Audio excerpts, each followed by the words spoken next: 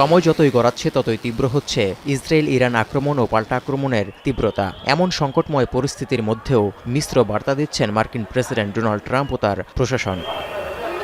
শুরুটা হয় 12 জন থেকেই। ওই দিন ট্রুথ সোশ্যালে দেয়া এক পোস্টে ট্রাম্প জোর দিয়ে বলেন, পারমাণবিক কর্মসূচি ইস্যুতে ইরানের সঙ্গে কূটনৈতিক সমাধানে প্রতিশ্রুতিবদ্ধ ওয়াশিংটন। কিন্তু এর 14 ঘণ্টা পর 13 জুন গভীর রাতে ইরানের ভূখণ্ডে অতর্কিত হামলা শুরু করে ইসরায়েল। পরে আরেক পোস্টে ট্রাম্প জানান, চুক্তিতে পৌঁছানোর জন্য ইরানকে যে 60 দিনের সময় বেঁধে দেওয়া হয়েছিল সেই সময়সীমা পেরিয়ে গেছে।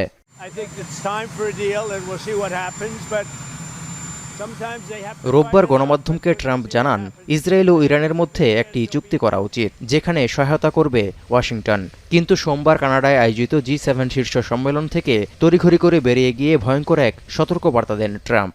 বলেন, অবিলম্বে সব বাসিন্দাদের তেহরান ছাড়া উচিত। এরপর আরেক পোস্টে তিনি জানান, G7 সম্মেলন ছেড়ে তার ওয়াশিংটনে ফিরে আসার উদ্দেশ্য যুদ্ধবিরতি নয়, বরং এর চেয়েও অনেক বড় কিছু। শেকড় থেকে শিখরে। এমন পরিস্থিতিতে প্রশ্ন উঠেছে, যুক্তরাষ্ট্র কি আদৌ কূটনৈতিক সমাধানে অঙ্গীকারবদ্ধ, নাকি ইরানের বিরুদ্ধে সরাসরি যুদ্ধের প্রস্তুতি নিচ্ছে? এছাড়া ইরানে হামলার জন্য ইসরায়েলকে পরোক্ষ অনুমোদন দিয়েছিল কিনা সে প্রশ্নও তুলছেন অনেকেই। যদিও ট্রাম্প দাবি করে আসছেন, ইরানের উপর ইসরায়েলের হামলার সঙ্গে যুক্তরাষ্ট্রের কোনো সম্পৃক্ততা নেই।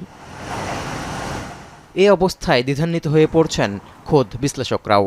যুক্তরাষ্ট্র ভিত্তিক আর্মস কন্ট্রোল অ্যাসোসিয়েশনের পরমাণু নীতি বিষয়ক পরিচালক কেলসি ডেভেনপোর্ট মনে করেন, সম্ভবত ইসরায়েল ভয় পাচ্ছিল যে ট্রাম্পের কূটনৈতিক উদ্যোগ সফল হলে তা তাদের লক্ষ্য ও স্বার্থের জন্য হুমকি হয়ে দাঁড়াবে। কিন্তু দ্বিমত পোষণ করেছেন স্কটল্যান্ডের সেন্ট অ্যান্ড্রুজ বিশ্ববিদ্যালয়ের ইরানি ইতিহাসবিদ আলী আনসারি। তার মতে, ইসরায়েল ইরানে হামলা চালাবে তা আগেই জানত যুক্তরাষ্ট্র। এর জন্য ওয়াশিংটনের ইশারাও যথেষ্টই স্পষ্ট। 60% বিশুদ্ধ ইউরেনিয়াম সমৃদ্ধ ইরানের নাতানজে পারমাণবিক স্থাপনায় শুক্রবার হামলা চালানোর পর এখন ফোর্দো পারমাণবিক স্থাপনায় হামলার প্রস্তুতি চলছে বলে শঙ্কা করা হচ্ছে। এ হামলায় যুক্তরাষ্ট্র সরাসরি জড়িয়ে পড়বে কিনা তা নিয়েও উদ্বেগ বাড়ছে। এক্ষেত্রে বিশ্লেষকরা বলছেন, ফোর্দো পারমাণবিক স্থাপনা ধ্বংস করতে 30,000 পাউন্ড ওজনের ম্যাসিভ অর্ডিন্যান্স পেনিট্রেটর বোমা প্রয়োজন, যা এখনও ইসরায়েলকে দেয়নি যুক্তরাষ্ট্র। তবে মঙ্গলবার ইসরায়েলে আরও যুদ্ধবিমান পাঠানোর ঘোষণা দিয়েছে ওয়াশিংটন।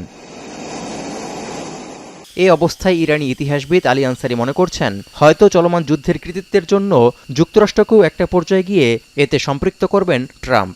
যুক্তরাষ্ট্রের অবস্থান নিয়ে এমন মিশ্র প্রতিক্রিয়ায় একটি ওয়ার পাওয়ার রেজুলেশন পেশ করেছেন মার্কিন সিনেটর টিম কেইন, যেখানে বলা হয়, যুক্তরাষ্ট্র যদি ইরানের বিরুদ্ধে যুদ্ধ শুরু করে তাহলে কংগ্রেসের অনুমোদন ছাড়া তা সম্ভব নয়।